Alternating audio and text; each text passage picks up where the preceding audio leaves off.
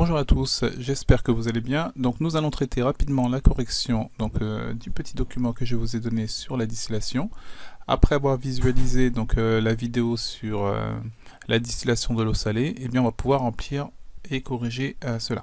Alors c'est exactement la même chose que si on faisait la distillation, vous savez, de l'eau qu'on avait obtenue après la filtration, donc ce qu'on appelle le filtrat.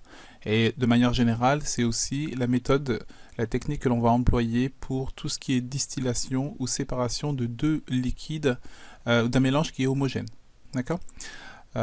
Donc le premier mot, c'était le mélange. Le mélange qu'on a mis en fait dans le ballon, et le ballon on l'a mis dans le chauffe-ballon. Donc vous avez chauffe-ballon ici, et vous avez le ballon ici. D'accord ? L'eau, une fois qu'elle est entrée en ébullition, elle va passer à l'état gazeux, elle va rentrer ici dans ce qu'on appelle la colonne à distiller, qu'on appelle aussi la colonne de Vigreux.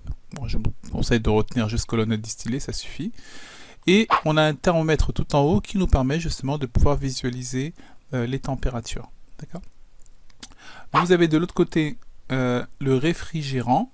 Le réfrigérant, donc ça ressemble à un réfrigérateur. Donc c'est un endroit dans lequel vous allez avoir de l'eau froide qui rentre par en dessous et de l'eau froide qui sort par au-dessus. Ça permet justement de refroidir tout ce milieu.